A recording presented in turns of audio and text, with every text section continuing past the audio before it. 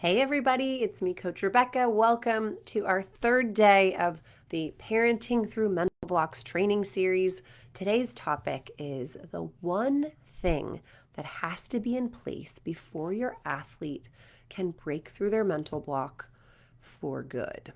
So yesterday I talked about do's and don'ts for parents. I got some really sweet feedback. Thank you for those of you who reached out. I love DMs. Feel free to reach out if you have any feedback or comments about this. But one mom said that she was in tears listening to that, realizing that she just gets to be mom. And that is so wonderful that she had that takeaway. So if you haven't checked out the do's and don'ts yet, definitely do.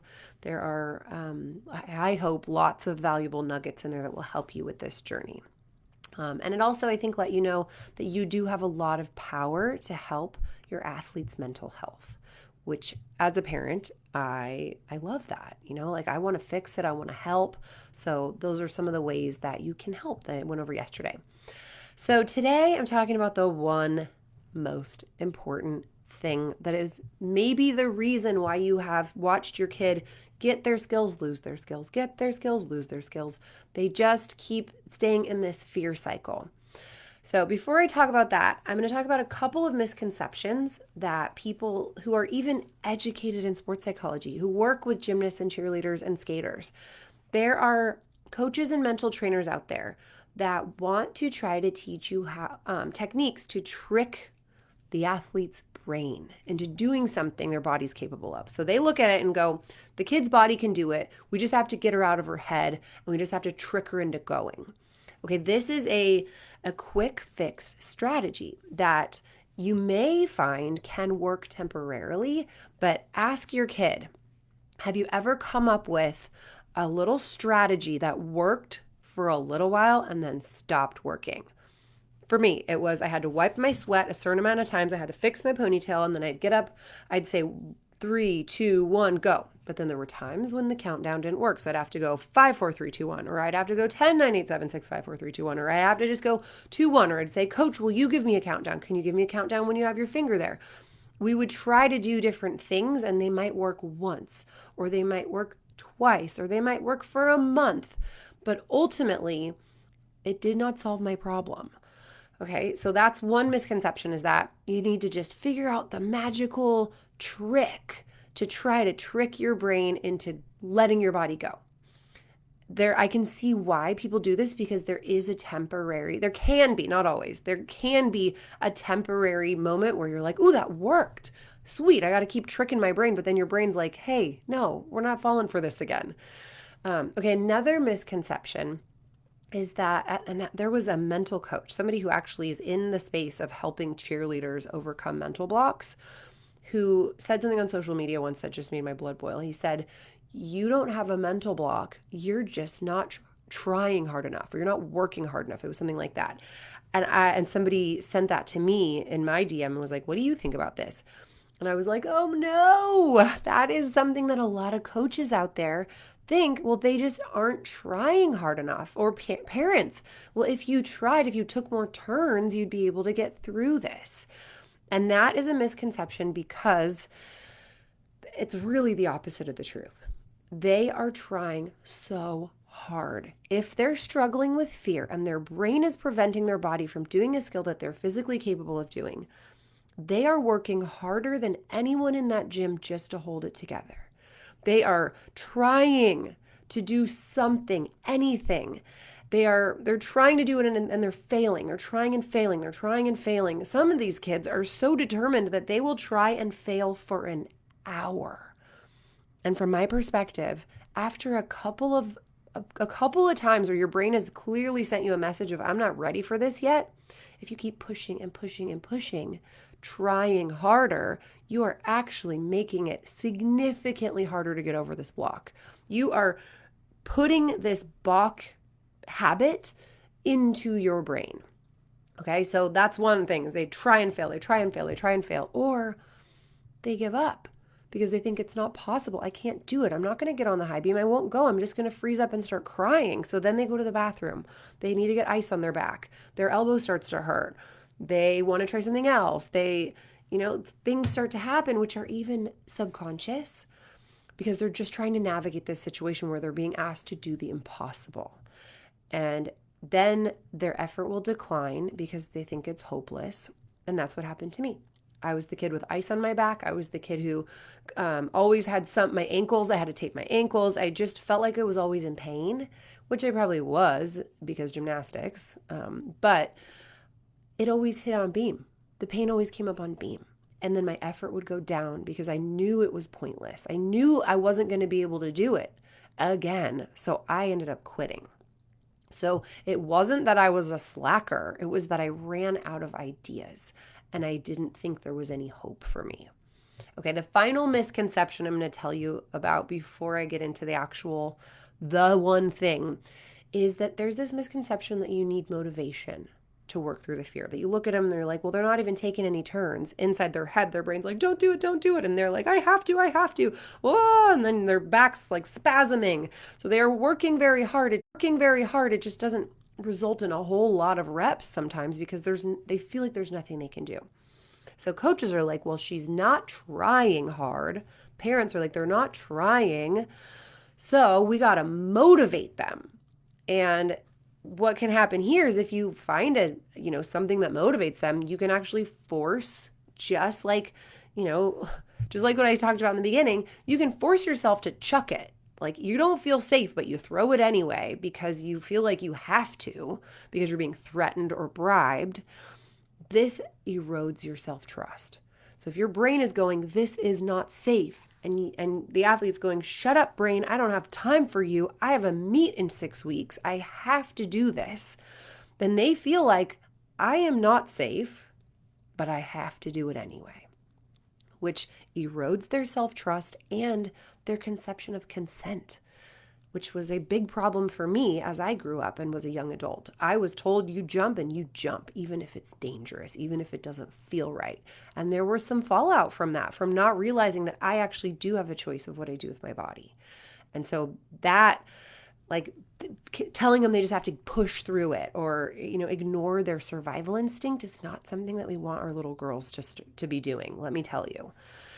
So those might be the options that you have tried. You've tried to motivate. You have tried to get them to work harder. You have tried to teach them a way to trick their brain, but the mental block just comes back and comes back and comes back. Let me know in the comments if you're on live, if this has ever happened to you. Like, let me know if you have tried any of these. Yes, I have tried those and they don't work. Let me know. Also, if you're watching the replay, just type replay in so I know you're on the replay. And let me know as I go through this one thing, if it sounds like your kid at all. Okay. So, I understand this kid because it's who I teach. Right now we've got like 300 members in Perform Happy who are this kid. It's me. And so I feel like I really understand this kid. And let me know if your kid sounds like one of these. So the one thing that you need to change, you're going to be so mad when I say this. The one thing you have to change is everything, but no, not really. More specifically, your entire mindset. The one thing that you have to have in place in order to break through and stay broken through is the right mindset. So first, I'm going to tell you what the mental block mindset is, and let me know if this sounds like your kid. The mental block kid is a perfectionist. They are extremely hard on themselves. They're hypercritical of themselves. They're usually very nice to their teammates. Their friends. They are probably the most loving, welcoming, patient person when it comes to others. But if it's them, they are just beating themselves up constantly. They are overly sensitive. I was the quickest to cry. My whole life, I've been a crier. Not every kid that struggles with mental blocks is a crier, but they're very sensitive and they might either internalize it or externalize it. They are overthinkers. Like, I used to say I was too smart for my own good. That I just was so aware of every possible thing that could go wrong that I was this like raw nerve all the time, walking through the world thinking about everything. Everybody's looking at me, everybody's laughing at me, I'm doing something wrong, people don't like me, what if I fail, what if this happens? It was like non-stop. I used to wish I was a little bit dumber so I could just be like happier and not so worried all the time. The mental block mindset also over tries and overworks. It's that kid that tries and fails. And they're like, I don't want to need help. I don't want to need help. So I'm just going to try to figure it out myself, which they're determined. They are motivated. These kids are, so they have like so many amazing qualities, but they just start sort of eroding their self confidence with their determination. They have a hard time being present, so they can be a little uncomfortable in their skin or default to trying to figure out the future. If I just figure out the future, then I'll be okay. Like if I reach this goal, or if I get this skill in time, or if I'm perfect today in practice, then my meet this weekend will be okay. They're always trying to kind of grasp onto control when they feel a little bit out of control, trying to, grasp onto anything that they can do to make the future better. And then they're also running from failures of their past. They don't want to think about the failure. They're devastated by failure. So they have a hard time being present because they're distracted by all the past and the future. They have a strong negativity bias. So this is a human trait. They tend to be negative. We all do. We are all wired to be negative because we're supposed to stay safe. And if I was being chased by a tiger and I saw a river and a tree and a cave, I would need to know I'm a really bad swimmer, or I don't have a very strong upper body, so I couldn't climb that tree, or I'm too big to fit in that cave, or I need to know what my defects are. I need to know what my flaws are so that I can stay safe. So if I know I can't climb and I can't fit, I got to swim. If I can't swim and I can't climb, I got to fit in the cave. So you want, or I'm a terribly bad runner, so I can't just run through that field. So we have to be split second aware of what's wrong with us or what's flawed, because our brains think we need that in order to stay safe. But in these kids, it becomes a habit of really seeing the negative. Like, I'm not good at this. I'm not good at that. This is my flaw. If you ask them to give themselves a compliment, they'll be like, huh? But if you ask them to name off some flaws, oh, they could do it in seconds. Like, so many flaws. Well, I'm not good at this. Another thing that really characterizes this kind of blocked mindset is a fixed mindset. And this is based on the studies of Dr. Carol Dweck. And somebody who has a fixed mindset believes that it shouldn't be this hard, or there's something wrong with me if I can't just get up and go. I absolutely believed those things. There's something wrong with me. I am not talented enough if I'm too scared and I can't just get up and go. And that's not something that everybody thinks. That's a fixed mindset. They fear challenges because they're so afraid of failure. And the reason they're so afraid of failure is because they have a hard time coping with big feelings. And that can be the disappointment they might feel if they fail. So they try to avoid that disappointment by trying to be perfect, which is impossible because they're humans and not robots. So that creates this constant feeling of disappointment. They're afraid of disappointment and they're creating disappointment at the same time. And they try to ignore and push through big feelings. Okay. Fixed mindset sounds like my daughter Christina says. Yeah. I mean, I'm going to tell you, I'm going to make up a statistic, but I'm going to say upwards of 90% of kids who get stuck in fear have a fixed mindset. And the way to get them through it is to develop a growth mindset, which I'm going to talk about in just a minute. And then so that's like sort of the carbon copy of the kid who's the most prone to mental blocks. Then there's training facilities. So these gymnastics and cheer and skating facilities that are really perpetuating this blocked mindset because they're focusing on every little imperfection. It's all criticism all the time.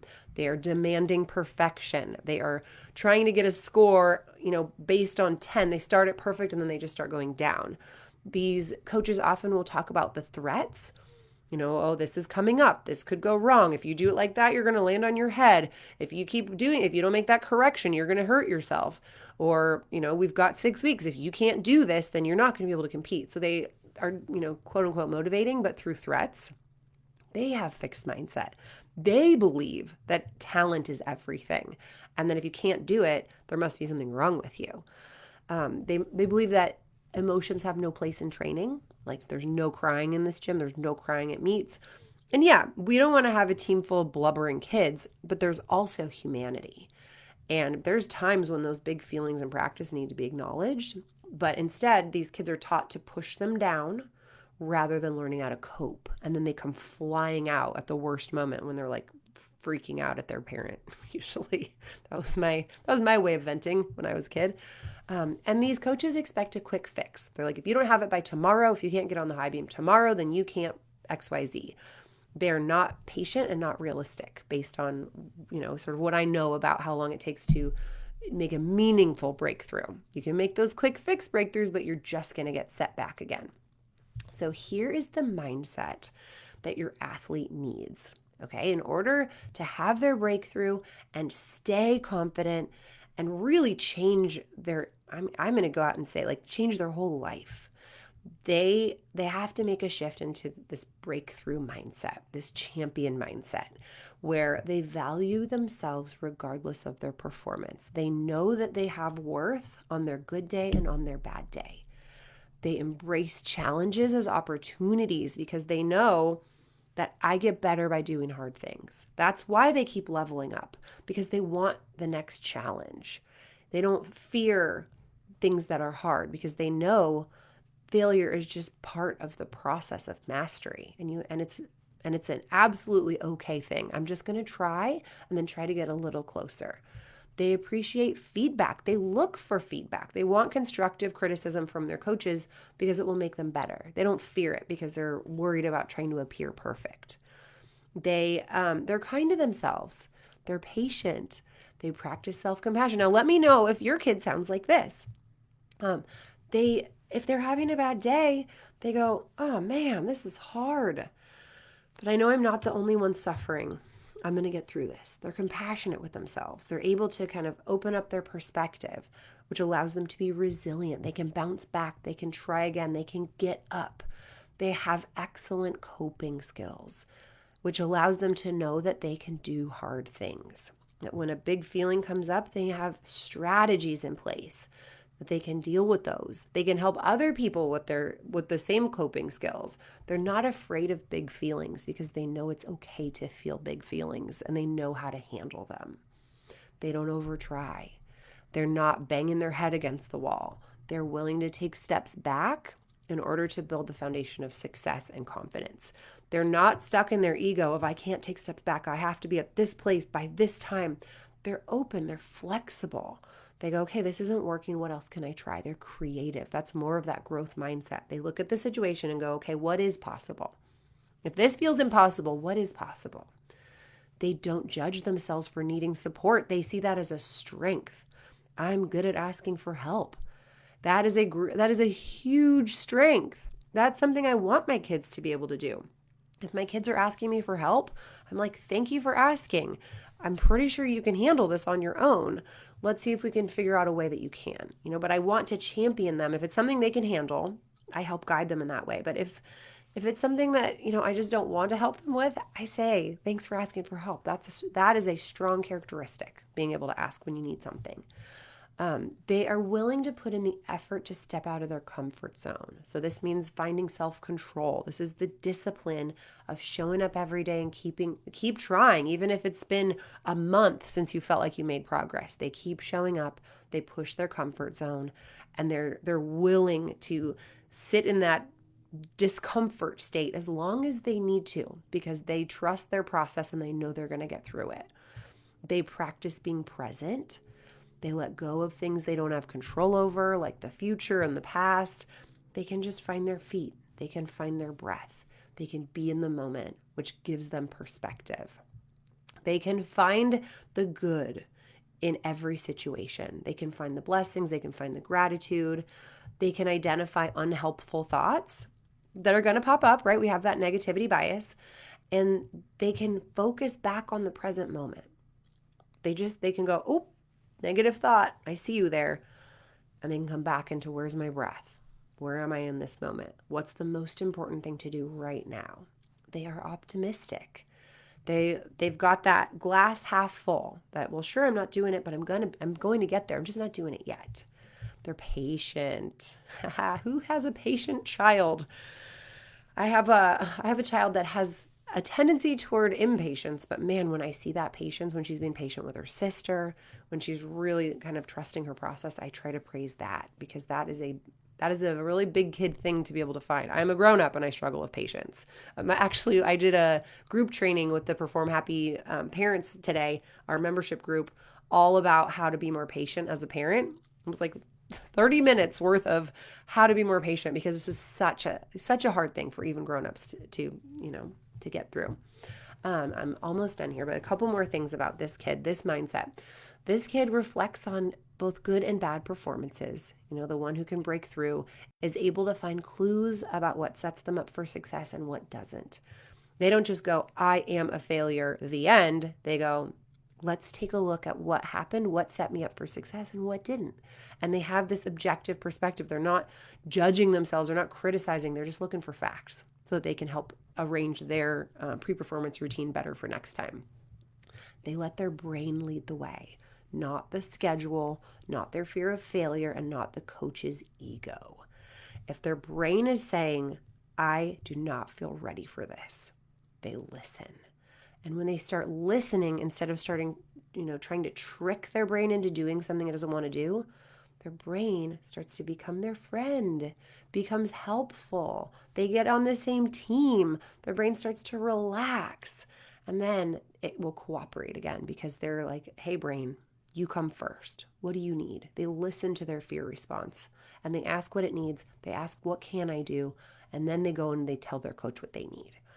Okay, so that is the mindset that you need, that champion mindset. When you have that in place, you are absolutely unstoppable in your sport and beyond. Okay, now how do we get that mindset in place? That is exactly what I'm going to talk to you about tomorrow. Tomorrow is our 4th day of our series on breaking through mental blocks, or helping your kids break through. And I'm going to teach you the exact 3-part mental block breakthrough method that is going to teach you exactly how to help your athlete get into this mindset. So I hope that you can join us. What if coach won't listen to what they're saying? Oh goodness, Christina, I know that's common. So that's why I have an entire training in Perform Happy on exactly how to communicate with coaches. And if you bring that to our webinar tomorrow, I can give a little bit more specific advice on that, but just real quick, since we're here, I'll tell you what I typically like to do is have a meeting with the coach where you seek to understand where they're coming from. You set the foundation of understanding. Coach, tell us how are you working through this fear with my kid? I really want to understand your method, and truly show up, curious. I want to understand. Tell me your wise ways, oh coach of greatness. And then you listen and you listen and you listen and you make sure that they see that you are listening and you understand. Okay, so what I'm hearing is that you want to support their confidence in this way. Do I have that right? And I go over this in detail in the course, like exactly how to do this process. But and then you go, okay, great. So thank you so much for sharing. It sounds like this is what we're looking for. We all have the same goals. It sounds like we all want my kid to be successful, which is amazing. You really zero in on those common goals. Then you come back around and go, okay, so it seems like your goal for her is to help her boost confidence. But it's really interesting. What I'm seeing on my end is that this method that you're trying is actually having the opposite impact. And what we've noticed is that X, Y, and Z tends to work better for our kid in particular. And we just wanted to let you know that, so that you could, we could find a way that, you get your intended outcome and so does she. So here's what we would really like to see. If she's asking for a spot, would that be possible? If not, what are some other options? Can we pile up mats? How can we help her to feel safe and successful? Because that's what she needs in order to build her confidence. And we've seen it happen in the past. So you share your experience, and then so you give them the benefit of the doubt and you go, okay, let's all be on team kid and let's help her to be successful and confident. You're the expert, and here's what we noticed. We're sort of experts on our own kid and how she operates. So let's bring those sets of knowledge together and support this kid. And then you watch. Does anything change? And if nothing changes, you go to their boss and you say, hey, we had this conversation. We talked about this. It looks like things are sort of staying the same. We're still having the same outcome. manager, head coach, owner, tell us about your system. How do you help kids overcome fear? What's your plan? So then you're listening. You're giving them a chance to be heard, which always opens up for more conversation, and hopefully allows everyone to sort of drop their guard. And then you see what happens. Does anything change? If not, you go up the ladder until you finally get to the point where you realize, okay, the culture in this facility is not helping my kid. If there's emotional abuse, DM me if you have any inkling that there might be some emotional abuse, because I have a whole PDF on exactly how to know if that's what's happening, because that's one thing that can really keep a kid stuck. And I've noticed through 8 years of helping kids with this specific thing, anytime a kid goes beyond a few months with their mental block, once they've implemented our program and they're just staying stuck and they're staying stuck and they're staying stuck, one of two things is happening. A parent is creating pressure, or the coach is creating pressure, or they're just not applying what we're suggesting. And so the quickest way, if you realize that the culture of the facility that you're in is not helping your kid, the quickest way to boost their confidence is to get them somewhere where they have a nurturing coach who will listen to them. And I always go back to Jonathan Horton, who's a multi-Olympic medalist, who said, if your coach doesn't listen to you, get a better coach. So I'll leave you with that. But so bring questions. That's another great thing about tomorrow in our webinar. It's going to be a little bit later in the day, so hopefully a lot of people can attend. It's happening tomorrow at 5 p.m. Pacific, 8 p.m. East Coast. You like how to use my hands to count the time zones. And it's going to be I'm going to aim for about 30 to 45 minutes of the training. It'll be slightly longer, but I'm going to try to jam through and then answer any questions that you guys have at the end. So if you have more questions like this, feel free to bring them. I'm happy to answer questions about whatever's going on with your kid and their mental block. So if you haven't already registered for tomorrow's webinar, make sure to do that right now at completeperformancecoaching.com/August, like the month we're in. And I'm looking forward to seeing you tomorrow. Thanks for sticking around today, and I'll see you soon. Bye.